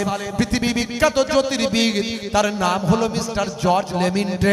জর্জ লেমিন্টে বিগ ব্যাং থিওরিতে বললেন বিশ্ব ব্রহ্মাণ্ড, এই জমিন আর আসমান সবকিছু মিলিত অবস্থায় ছিল, সবকিছু একত্রিত ছিল। আসমানে আছে কি? আসমানে আছে চাঁদ, সূর্য, গ্রহ, উপগ্রহ, সব আছে আসমানে। আর জমিনে কি কি আছে? জমিনে আছে পাহাড়, পর্বত, নদ নদী, সমুদ্র, সব জমিনে। তো এই জমিন আর আসমান সব একত্রিত ছিল। এটা হলো বিগ ব্যাং থিওরি, বিশ্ব ব্রহ্মাণ্ড তৈরির রহস্য। বিজ্ঞানের ছাত্ররা জানে, যারা বিজ্ঞান সায়েন্স নিয়ে পড়াশোনা করে তারা জানে। এই একত্রিত অবস্থায় ছিল, এর ভিতরে এর উপরে একটা বিস্ফোরণ হলো। এই বিস্ফোরণের মাধ্যমে সায়েন্স বলছে, মিস্টার জর্জ লেমিন্টে বলছেন যে এই বিস্ফোরণের কারণে জমিনটা জমিনে রয়ে গেল, আকাশটা আকাশে চলে গেল, এইভাবে বিশ্ব ব্রহ্মাণ্ড তৈরি হলো। জোরে বলুন সুবহানাল্লাহ। যখনই মিস্টার জর্জ লেমিন্টে কথা বললেন, সালটা হলো 1931 সাল। আজ থেকে কিছু কম বেশি মোটামুটি ধরুন প্রায় 95 বছর, প্রায় 2025, প্রায় 95-94 বছর আগে, মাত্র 94 বছর আগে যখন একথা তিনি বললেন, ভাইরা আমার, তরুণ যুবকেরা আমার, মুরব্বিয়ানেরা আমার, মুসলমান শুনে রেখে দেন, এই বিশ্ব ব্রহ্মাণ্ড রহস্যর ভাই আমার কথা আজকে 2025 সাল, 1931 সালে তিনি কথা বলছেন। তার মানে 100 বছর এখনো হয়নি। এই 94 বছর আগে তিনি যখন কথা বললেন, তখন কোরআনের যারা গবেষক তারা বলছে, হে মিস্টার জর্জ লেমিন্টে, আপনি যেটা বললেন এটা তো কোরআনে লেখা আছে আমাদের। জোরে হবে না? আরে জোরে বলা যাবে না? আচ্ছা, এ কি কোনো বানানো কথা? হ্যাঁ, যা ইচ্ছা তাই বলে দিলি হয়ে গেল, প্রমাণ দিতে হবে না?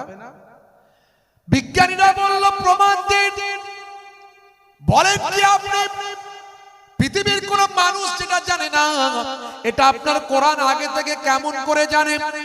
কোরআনের গবেষকরা বলে, শুনুন, এই আয়াতগুলো তো নিয়ে আমরা গবেষণা করি না, কিন্তু আপনারা যখন আবিষ্কার করছেন তখন গবেষণা হয়ে যাচ্ছে। আমরা কোরআনটা যখন পড়ছি দেখছি আপনাদের গবেষণার সঙ্গে কোরআনের আয়াতটা মিলে যাচ্ছে। আপনি যেটা আজকে বলছেন সেটা 1450 বছর আগে মহান আল্লাহ কোরআনে লিপিবদ্ধ করে দিয়েছে। কারণ বিশ্ব ব্রহ্মাণ্ড তৈরি করেছে আল্লাহ। বিশ্ব ব্রহ্মাণ্ডকে তৈরি করেছে আল্লাহ। পৃথিবীর মানুষ না জানলেও মহান আল্লাহ সবই জানেন। তাই আল্লাহ প্রদত্ত কিতাবে তিনি আগেই সেগুলো লিখে দিয়েছেন। মানুষের জ্ঞানের বাইরে ছিল, মানুষ বুঝতে পারেনি। কিন্তু যখন জ্ঞান যখন বেড়ে গেল, মানুষ যখন আবিষ্কার করলো কোরআনের কথা, তখন মিলে গেল। হে তরুণ যুবকেরা, বিজ্ঞ পণ্ডিতেরা বলল কোরআনে কোথায় লেখা আছে দেখাও তো দেখি। তখন কোরআনের গবেষকরা বলে তবে শুনুন হে তরুণ যুবকেরা, আপনার কাছেও কোরআন মাজিদ আছে। মোবাইলে আছে না নাই? জোরে বলেন। প্লে স্টোরে যাবেন, যাদের অ্যান্ড্রয়েড মোবাইল আছে প্লে স্টোরে যাবেন, লিখবেন একটা অনুবাদ উচ্চারণ সহ বাংলা কোরআন মাজিদ, আপনি পেয়ে যাবেন। আপনি আরবি পড়তে পারেন না, উচ্চারণ করে করে পড়বেন। হ্যাঁ, পৃথিবীতে যত কিতাব আছে পড়লে জ্ঞান বাড়ে, আর কোরআন মাজিদ পড়লে জ্ঞানও বাড়বে। প্রত্যেকটা অক্ষর পড়লে 10টা করে নেকিও পাওয়া যাবে। জোরে হবে না ভাইরা আমার, তরুণ যুবকেরা আমার, মুরব্বিয়ানেরা আমার, কোরআন মাজিদে 6666টা আয়াত আছে। 500টা আয়াত হলো আদেশ আর নিষেধের, বাকি 6166টা আয়াত হলো হিস্ট্রি অফ পাস্ট, অতীতের ইতিহাস। কিন্তু মহান আল্লাহর বাণী এত সুন্দর করে আল্লাহ সাজিয়েছেন, কোন কবি যদি পড়ে দেখবে এটা একটা কবিতার কিতাব। জোরে বলুন সুবহানাল্লাহ। কি সুন্দর ছন্দ দিয়ে দিয়ে লেখা, আপনি অবাক হবেন। ইন্না আতাইনাকাল কাউসার ফাসাল্লি লিরাব্বিকা ওয়ানহার ইন্না সানিয়াকা হুয়াল আবতার। ছোট্ট একটা কবিতা। এরকম আপনি কবিতা মাঝে মাঝে দেখবেন কি ভাষা, অলংকার, ছন্দ, তাল। সাহিত্যের কিতাব, যে সাহিত্যিক তার দৃষ্টি আকর্ষণ করবে, যে হিস্টোরিয়ান তার দৃষ্টি আকর্ষণ করবে ইতিহাসের বই, যে ফিলোসফার তার দৃষ্টি আকর্ষণ করবে এটা একটা ফিলোসফির বই, দর্শনের বই। যে সায়েন্টিস্ট তার দৃষ্টি আকর্ষণ করবে এটা একটা সায়েন্সের কিতাব। সে অবাক হয়ে যাবে। যে গণিতিক, ম্যাথমেটিশিয়ান, সে দেখবে কি সুন্দর একে গণিতের হিসাব এখানে আছে। এটা মহান আল্লাহর বাণী বলে সম্ভব, পৃথিবীর কোন মানুষের লেখা নয়। হে তরুণ যুবকেরা, হে আমার বন্ধুরা, হে আমার মুরব্বিয়ানেরা, শুনে রেখে দিন বাবা, জেনে রেখে দেন। বিশ্ব ব্রহ্মাণ্ড তৈরির রহস্য 1931 সালে আবিষ্কার হলো, অথচ 1450 বছর আগে কোনো নাসা ছিল না, কোনো ইসরো ছিল না, কোনো গবেষণা কেন্দ্র ছিল না, স্টেথিস্কোপ, ব্যারোমিটার, থার্মোমিটার, মাইক্রোস্কোপ ছিল না, দূরবীন যন্ত্র ছিল না। পৃথিবীর কোনো বিজ্ঞানের আবির্ভাব সে সময় হয়নি। হে তরুণ যুবকেরা, আরবের মানুষ পশুচারণ করত, আরবের মানুষ যাযাবর ছিল, আরবের মানুষ বেদুইন ছিল। তাদের এই সমস্ত কল্পনা করা বিসবাও জলে যাওয়ার সমান। হে তরুণ যুবকেরা, হে আমার বন্ধুরা, অথচ সেই সময় মহান আল্লাহ কোরআন মাজিদের ভিতরে সব কিছু লিপিবদ্ধ করেছেন। হে তরুণ যুবকেরা, বড় বড় পণ্ডিতেরা বলল কোথায় লেখা আছে? বিগ ব্যাং থিওরি দেখাও তো দেখি কোরআনে কোথায় আছে। হে তরুণ যুবকেরা, কোরআনের গবেষকরা বলে তবে শোনো, আমার আল্লাহ কোরআন মাজিদের ভিতরে কেমন করে বিগ ব্যাং থিওরির কথা উল্লেখ করেছেন। শোনো, আপনার কাছে কোরআন মাজিদ আছে, একবার কোরআনটা খোলো। মুসলমানের ছেলে কোরআন মাজিদ মোবাইলে লোড কজনের আছে? কিন্তু দেখুন ফ্রি ফায়ার লোড ঠিক আছে, পাবজি আছে, ক্যারাম আছে, তাস আছে, আছে না নাই? মুসলমানের ছেলে মোবাইল খুললি গান বাজনা, বিভিন্ন রকমের ভিডিও। হাই রে হাই, আজকে আমরা এমনি বিপদে পড়েছি, আল্লাহ ছেড়ে দিয়েছি, নবী ছেড়ে দিয়েছি, এই জন্য আমাদের উপর এত জুলুম অত্যাচার বেড়ে গেছে। আমরা সব জায়গায় মার খাচ্ছি, অপমানিত হচ্ছি, লাঞ্ছিত হচ্ছি। এটা একমাত্র কারণ। যদি আপনি আল্লাহ এবং রাসূলের পথে ঠিকমতো চলতেন, পৃথিবীর মানুষ আপনাকে স্যালুট করত। পাকাল মাছ দেখেছেন কাদায় থাকে, কিন্তু গায়ে কাদা লাগে না? লাগে না? যেটা বলে লাগে না। হ্যাঁ, হুজুর তুই যত বলবি বল, আমি কান করেছি হাওড়ার পোল, এদিক দিয়ে ঢুকবে আর ওদিক দিয়ে বেরিয়ে যাবে। মহারাজ মহারাজ গজব হো গিয়া। বলে क्या हुआ? বলছে কুচ বিহার কো বেল্লাল সিং ने जबरदखल कर लिया। বলছে कुछ বাঁচা? বলছে হ্যাঁ নিজামুদ্দিন সিং ने बच गया। বলে যাও উসে বেগমপুর থানে में बंद कर दो। লোকে মনে করে একটা যুদ্ধের কথা মনে হয় বললো, আসলে কিন্তু তা নয়। যে বোঝার সে বুঝে নিল। পুরুলিয়ার দিকে তখনকার দিনে একজন রাজা থাকতো, সে কুচে খেতে ভালোবাসতো। কুচে কুচে বোঝেন তো নাকি? এদিককার মানুষ কুচে বোঝে না? বোঝে সাপের মতো, হ্যাঁ তাই তো নাকি? তো সব কিছুতেই তার কুচে লাগবে। কুচের বিভিন্ন রেসিপি তৈরি করতে হবে, কুচে দিয়ে বিভিন্ন ভ্যারাইটিস তৈরি করতে হবে। বাবুর্চির উপরে সেরকমই অর্ডার।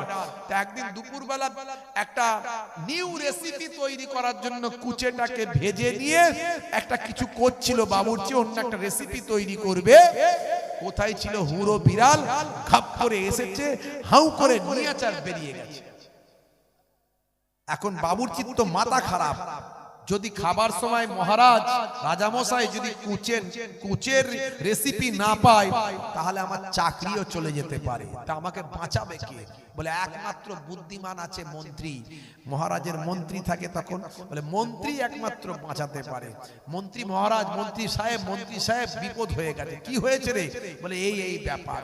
মন্ত্রী মাথা চুলকে বলছে খাবার সময় কুচে না পেলে বিপদ, যা বলার এখনই বলতে হবে। মহারাজ এমনি ভালো মানুষ, বুঝিয়ে দিলে বুঝে যায়, কিন্তু এত বিভিন্ন দেশ বিদেশের মানুষের সামনে মিটিং চলছে, এখন আমি কি করে বলবো যে মহারাজ তোমার কুচে বিড়ালে খেয়ে নিয়েছে? লোকে তো বুঝে যাবে যে মহারাজ কুচে খায়, মহারাজের সম্মান থাকবে। তো মাথা চুলকে চুলকে ভাবছে যে এমন ভাবে বলতে হবে যাতে আমি বুঝবো আর মহারাজ বুঝবে, আর না কেউ বুঝতে পারে। তো মিটিং এর মাঝখানে মন্ত্রী চলে গেছে, মন্ত্রীর যাওয়ার পারমিশন আছে। গিয়ে সবকিছু আলোচনা স্টপ করিয়ে মন্ত্রী বলছে মহারাজ মহারাজ গজব হো গিয়া। বলছে क्या हुआ? बोलते कुछ बिहार को बेल्लाल सिंह ने जबरदखल कर लिया। बोलते कुछ बचा? बोलते निजामुद्दीन सिंह ने बच गया। बोले जाओ उसे बेगमपुर थाने में बंद कर दो। সবাই মনে মনে করলে একটা যুদ্ধের কথা হলো, বুঝতে পারছো? কিন্তু মহারাজ যা বলেছে, এই মন্ত্রী যা বলেছে মহারাজ বুঝেছে। মন্ত্রী বলছে মহারাজ মহারাজ সর্বনাশ হয়ে গেছে, গজব হো গিয়া, সর্বনাশ হয়ে গেছে। बोले क्या हुआ? की হয়েছে? बोलते कुछ बिहार को बेल्लाल सिंह ने जबरदखल कर लिया। माने कुचे के बिराले जबरदखल করে নিচে খেয়ে নিয়েছে। बोलते कुछ বাঁচা, কিছু বেঁচেছে? बोलते हाँ निजामुद्दीन सिंह ने बच गया, माने লেজটা বেঁচে গেছে। बोलते जाओ उसे बेगमपुर थाने में बंद कर दो, जाओ ওটাকে বেগুন দিয়ে চচ্চড়ি করে ফেলে। বুঝতে পারছেন? এখন এই হুজুর আলেম ওলামারা সব বলে দিয়ে যায়, যে বোঝার বোঝে, যে না বোঝার না বোঝে। বুঝলে বুঝ পাতা, আর না বুঝলে তেজ পাতা। ভাইরা আমার, এই কোরআন মাজিদ আমরা বাড়িতে আছে কিন্তু বুঝি না সবাই। 100 জনের 70 জন পড়তে পারি না, আর ওই যে 70 জন পড়লাম তার মধ্যে 7 জন মানে বুঝি না। তাহলে কেমন করে হবে বলে? হে তরুণ যুবকেরা, হে আমার বন্ধুরা, বিজ্ঞান বলল, হে তরুণ যুবকেরা, গবেষকরা বলল এটা কেমন করে সম্ভব? 1931 সালে যেটা গবেষণা হলো, 1450 বছর আগে আল্লাহর কোরআনে কেমন করে লিপিবদ্ধ হলো। কোরআনের গবেষকরা বলল তোমাদের কথার সঙ্গে মিলে যায়, দেখো কোরআনে কি লেখা আছে ভাই। বলে দেখাও তো দেখি। সঙ্গে সঙ্গে কোরআনের গবেষকরা কোরআন মাজিদটা খুলে ফেলল। কোরআন মাজিদ খুলে কোরআন মাজিদের একটা সূরা বের করলো। সূরাটার নাম হলো সূরা আম্বিয়া। এই সূরা আম্বিয়ার 30 নম্বর আয়াতে গেল। কোরআনের গবেষকরা পড়তে শুরু করলো বিসমিল্লাহির রহমানির রহমানির রহিম আওয়ালাম ইয়ারাল্লাযীনা কাফারু আন্নাস সামাওয়াতি ওয়াল আরদা কানাতা রাতকান ফাফাতাকনাহুমা। জোরে হবে না? জোরে হবে না? আওয়ালাম ইয়ারাল্লাযীনা কাফারু, অবিশ্বাসীরা কি লক্ষ্য করে না? সূরা আম্বিয়া 30 নম্বর আয়াতে আল্লাহ বলছেন অবিশ্বাসীরা কি লক্ষ্য করে না? আন্নাস সামাওয়াতি ওয়াল আরদ, নিশ্চয় আকাশ এবং জমিন, সামাউন মানে আকাশ, আরদুন মানে জমিন পৃথিবী, নিশ্চয় আকাশ এবং পৃথিবী কানাতা রাতকান, তারা ছিল মিলিত একত্রিত হয়ে। জোরে বলুন সুবহান। জোরে হবে না? আল্লাহ বলছেন আকাশ এবং পৃথিবী জমিন মিলিত ছিল, একত্রিত অবস্থায় ছিল। ফাফাতাকনাহুমা, আমি আল্লাহ ওই দুটোকে, এই আকাশ এবং জমিনকে আমি আল্লাহ পৃথক করে দিয়েছি। বিগ ব্যাং থিওরি কোরআনে পাওয়া গেল। পৃথিবীর মানুষ অবাক, আমি আপনি অবাক, যেটা 1931 সালে, আজ থেকে 94 বছর আগে, আজ থেকে 94-95 বছর আগে যে বিগ ব্যাং থিওরি আবিষ্কার হয়েছে, সেটা 1450 বছর আগে আল্লাহর কোরআনে লিপিবদ্ধ আছে। এরকম উদাহরণ আমি অনেক দিতে পারি আপনাদের কাছে, কিন্তু আর আমার দেওয়ার প্রয়োজন আছে বলে মনে হয় না। আমি দুটো দিলাম। এরপরেও কি আপনার মনে হয় কোরআনের প্রতি আপনার বিশ্বাস বাড়লো না কমলো? বলে জোরে বলে।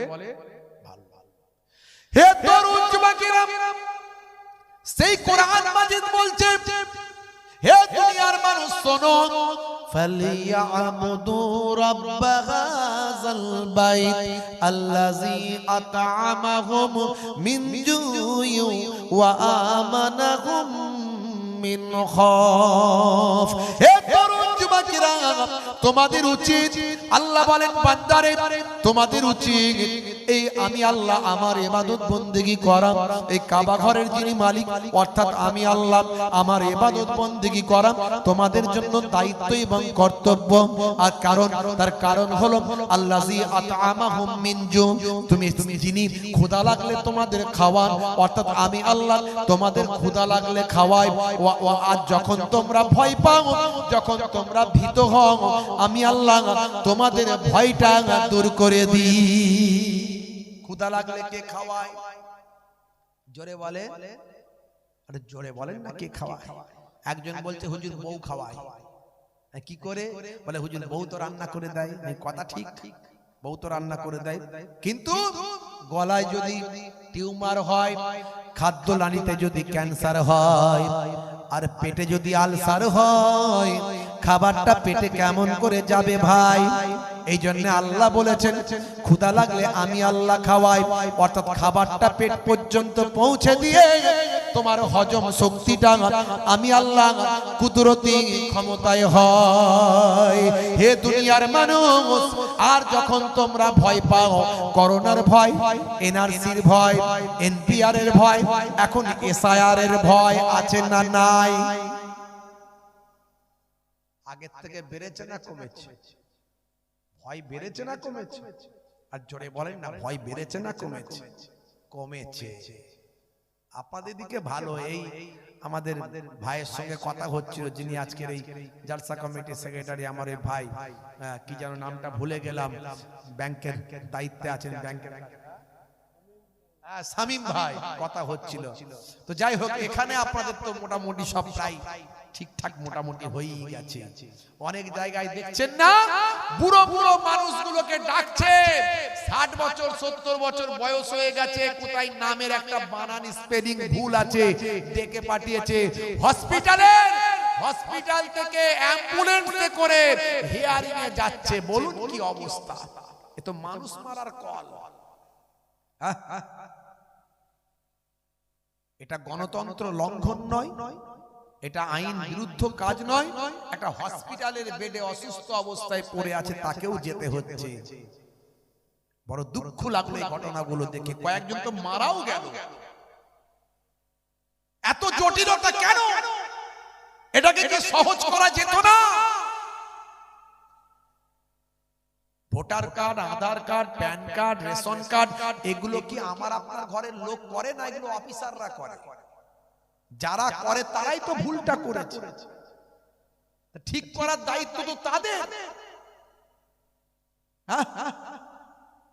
ভাইরা আমার, তরুণ যুবকেরা আমার, মুরব্বিয়ানেরা আমার, আল্লাহ তাআলা হেফাজত করেন আমাদের। ঐক্যবদ্ধ থাকতে হবে, একে অপরের পাশে থাকতে হবে, বিপদে সাহায্য করতে হবে। মাথায় রাখবেন, কাউকে একা ছেড়ে দেবেন না। কারো যদি কোনো সমস্যা আসে, দলবদ্ধভাবে তার পাশে থাকবেন, আইনের সহায়তা দেবেন, প্রয়োজন হলে আমাদের সঙ্গে যোগাযোগ করবেন। আমরা এর আগে বলেছি, লেকচারার্স অ্যাসোসিয়েশন অফ বেঙ্গল ওয়াকফ নিয়ে সুপ্রিম কোর্টে মামলা করেছে, আমি নিজেও মামলা করেছি। যদি আমরা সেই মামলাগুলো না করতাম, তাহলে উমিদ পোর্টালে তোলার সিস্টেম আর পাওয়া যেত না, সব সরকারি সম্পত্তি হয়ে যেত। আমাদের পূর্বপুরুষের দিয়ে যাওয়া, রেখে যাওয়া সম্পত্তি হলো ওয়াকফ সম্পত্তি। যেমন আমার অমুসলিম হিন্দু ভাইদের জন্য আছে দেবত্ব সম্পত্তি, আবার ভাই আমার ওই গির্জা যাদের আছে, এই খ্রিস্টান ভাইদের জন্য যেমন আছে ওই সম্পত্তি, এরকম গডের সম্পত্তি, সেরকম আমাদের সম্পত্তিগুলো সব বরবাদ হয়ে যেত। শুধু মুসলমানদের উপরই অ্যাটাকটা বারবার হচ্ছে। এত সবাইয়ের সম্পত্তি থাকতেছে, ওয়াকফ নিয়ে টানাটানি। আমরা সুপ্রিম কোর্টে এর আগে মামলা করেছিলাম, তাই এখন উমিদ পোর্টাল এসেছে, তাই উমিদ পোর্টালে যে ওয়াকফের করা সম্পত্তিগুলো এখনো তোলা হয়নি, তাই আর কয়েক মাস এখনো বাকি আছে, আরো কয়েক মাস বাড়ানো হয়েছে। আপনারা বিডিও অফিসে যোগাযোগ করবেন, বারাসাতে আপনাদের ওই যে অফিস আছে সংখ্যালঘু অফিস, সেখানে যোগাযোগ করবেন, না হলে সোজা কলকাতায় গিয়ে ওয়াকফ বোর্ডের অফিসে যোগাযোগ করবেন। কি প্রসেসিং এ তুলতে হবে তুলে নেবেন, তাহলে আমাদের সঙ্গে কথা বলবেন, অ্যাডভোকেটের সঙ্গে পরিচয় করিয়ে দেব।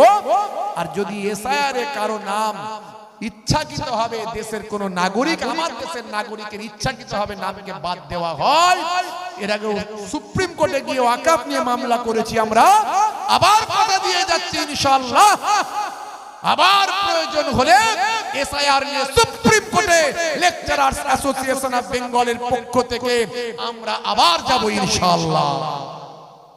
ভাইরা আমার, চিন্তা করবেন না, ভেঙে পড়বেন না। কালকে দেখলাম একজন টেনশন করেছেন, নামের বানান ভুল হয়েছে, ডেকে ডেকে পাঠিয়েছিল, এই স্বরূপনগর এলাকায় কোথায় এদিকে হয়েছে, মিডিয়ায় দেখলাম। তিনি বাড়িতে এসে অসুস্থ হয়েছে, ইন্তেকাল করে গেছে। টেনশন করবেন, আরে আপনি এদেশের নাগরিক, আপনাকে বিদেশি করবে কোন ক্ষমতায়? আপনি এদেশের নাগরিক প্রমাণ দেওয়ার জন্য অনেক ডকুমেন্ট আছে, কিন্তু আপনি বিদেশি তার প্রমাণ দেওয়ার জন্য নির্বাচন কমিশনের কাছে কটা ডকুমেন্ট আছে? অত সহজ নয়, কোর্টের কাছে তো প্রমাণ দিতে হবে। হতে পারে মেবি এমন অনেক মানুষ আছে যারা মাধ্যমিক পাস করে না, এমন অনেক মানুষ যাদের পাসপোর্ট নাই, এমন অনেক মানুষ যাদের বয়স অনেক বেশি হয়েছে, তখন বার্থ সার্টিফিকেট ছিল না, তারা কি প্রমাণ দেবে? তাদের কি ডকুমেন্টস আছে? তাহলে তারা বিদেশি হয়ে গেল? অত সহজ নয়। আইন আইনের পথে চলবে, একটু হ্যারাসমেন্ট হতে হবে, সমস্যায় পড়তে হবে। তাই ভেঙে পড়বেন না। আমি মিডিয়ার মাধ্যমে সবার কাছে বলছি, হে তরুণ যুবকেরা, হে আমার বন্ধুরা, হে আমার মুরব্বিয়ানেরা, আল্লাহ বললেন বান্দারে, তোমাদের আমি ক্ষুধা লাগলে খাওয়াই, ভয় পেলে রক্ষা করি। তোমাদের উচিত আমি আল্লাহ আমার ইবাদতটা করো। যদি আমার ইবাদতটা করো, আমি আল্লাহ তোমাদের কি দেব? হে তরুণ যুবকেরা, আমার আল্লাহ বলছেন, ইন্নাল্লাযীনা আমানু ওয়া আমিলুস সলিহাত কানাত লাহুম জান্নাতুল ফিরদাউসে নুজুলা। যারা আমার ইবাদত বন্দেগীটা করেছে, যারা নেক আমলটা করেছে, ভালো ভালো কাজটা করেছে, যারা ঈমানওয়ালা হয়েছে, যারা ঈমানদার হয়েছে, ভালো ইবাদত বন্দেগীটা করেছে, তাদের জন্য আমি আল্লাহ আমার দয়ার জান্নাত জান্নাতুল ফিরদাউস দান করে দিলাম। আমরা পেতে চাই তো নাকি জান্নাত? কি জি পেতে চাই? কারা কারা কারা কারা জান্নাত পেতে চান না? হাত তুলে দেখান তো দেখি। আবার অনেকজন হাত তুলেছে, জান্নাত চাই না বলছে। রাত বাড়ছে তো, তাই গন্ডগোল হচ্ছে নাকি? জান্নাত সবাই পেতে চায়, পেতে চায় না ভাই? জি, জান্নাতের অপোজিট তো জাহান্নাম। জান্নাত যে পাবে না সে জাহান্নাম পাবে নাকি? কি জি, জাহান্নাম কেউ পেতে চাইবে? হে তরুণ যুবকেরা, হে আমার বন্ধুরা, জাহান্নামের শাস্তি কত কঠিন। আম্মা জান খাদিজাতুল কুবরা রাদিয়াল্লাহু তাআলা আনহা, আম্মা জান খাদিজাতুল কুবরা রাদিয়াল্লাহু তাআলা আনহা বাড়িতে বসে বসে ঝরঝর করে কাঁদছেন।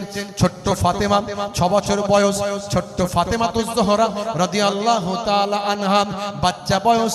আল্লাহর নবী বাইরে বসে বসে সাহাবায়ে কেরামদের মাঝখানে ওয়াজ করছেন। হে তরুণ যুবকেরা, বেটি ফাতেমা, দয়ার নবীর কলিজার টুকরা কন্যা আম্মা জান ফাতেমাতুজ জোহরা রাদিয়াল্লাহু তাআলা আনহা ছোট্ট বয়স আব্বা জানের কাছে গিয়ে বলেন, আব্বা জান, আব্বা জান, আপনি ওয়াজ করছেন আর আম্মা জান বাড়িতে বসে বসে কেঁদে যারে যা। কি প্রেম, কি মহব্বত নবী কি শিখিয়েছেন। সবের মধ্যে বিজ্ঞান, বাস্তবতা। মাঝে মাঝে স্ত্রীর সঙ্গে একটু রান্নায় সহযোগিতা করবেন, ছোট ছোট কাজগুলো করবেন, স্ত্রীর সঙ্গে একটু ঘরটা ঝাড়ু দেবেন। আমার নবী দিয়েছেন ইয়াকুনু ফি মাহনাতে আহলিহি ওয়া ইয়াকুমুল বাইতা। নবী আমার মাঝে মাঝে ঘরটা ঝাড়ু দিতেন, হ্যাঁ, আরো অনেক কাজ করতেন। আচ্ছা বলুন তো, আপনি যদি মাঝে মাঝে একটু ঘরটা ঝাড়ু দেন, স্ত্রীর সঙ্গে রান্নায় একটু সহযোগিতা করেন, কই গো ফুলটুসির মা, তোমার শরীরটা খারাপ, তুমি একটু রেস্ট নাও, আমি একটু আলুটা কেটে দিচ্ছি, যখন কাটাকুটি হয়ে যাবে তোমাকে ডাকবো, একটু তুমি মশলাটা দিয়ে কষে দেবে। আচ্ছা যদি এটা করেন মাঝে মাঝে, কেমন খারাপ হবে নাকি? কি যে বলেন হুজুর, এই মেয়ে ছেলেদের কাজ আপনি আমাদেরকে বলছেন? আরে দূর বাবু, যত বড়ই আপনি সাহেব হন না কেন, ডাক্তার সাহেব, মাস্টার সাহেব, উকিল সাহেব, নেতা সাহেব, মন্ত্রী সাহেব, হুজুর সাহেব, পীর সাহেব, মৌলী সাহেব, মৌলানা সাহেব, মুফতি সাহেব, নবীর থেকে বড় সাহেব পৃথিবীতে কেউ হয়নি আর হবে না। সেই নবী স্ত্রীর সঙ্গে ছোট ছোট কাজগুলো করেন। আচ্ছা বলুন তো, যদি এই ছোট ছোট কাজগুলো একটু বাড়িতে স্ত্রীর সঙ্গে করেন, প্রেম বাড়বে না কমবে? জোরে বলেন, বাড়বে না কমবে? শুধু বাড়বে না, ফেভিকল আঠা বোঝেন, ফেভিকল আঠা মানে এমন প্রেম, প্রেম আর ছাড়বে না, বুড়ো বুড়ি হয়ে যাবেন, প্রেম তবু কমবে না। আর এখনকার ছেলেদের প্রেম বিয়ের আগে বিয়ের পরে আর থাকে না। 17 বছর 18 বছর বয়স শাহরুখ খানের চাচতো ভাই, সলেমান খানের ফুফুতো ভাই, বিয়ের আগে প্রেম করে, হাত কেটে রক্ত বের করে দেয়, আই লাভ ইউ, তোমার জন্য জীবন দেব, রেল লাইনে মাথা দেব, বিষ খেয়ে মরে যাব, পটল ডাঙায় চলে যাবো। বাপ, কি প্রেম রে ভাই! ধরে করে বিয়ে শাদী দিল, বাপ বলল বিয়ে দিয়ে দে, চাচারা বলল ওর খাওয়াবে কি, ইনকাম করে না, বলে দূর আগে বাঁচুক তারপরে খাওয়া দাওয়া। দেখা গেল বিয়ে শাদী হলো, ভাইয়েরা আমার 2-4 বছর কেটে গেল, একটা দুটো বাচ্চা কাচ্চার বাম্মা হলো। রাত্রে 9টার পাশ দিয়ে, যখন 9টার পরে যখন ঘরের পাশ দিয়ে যায়, ঘরের ভিতর থেকে 220 আর 440 আওয়াজ হয়, ঢিসুম ঢাসাম ঢিসুম ঢাসাম, বলে মারপিট লেগে গেছে। বুঝতে পারছেন? আর প্রেম নাই, আর প্রেম নাই। অথচ নবী যে প্রেমটা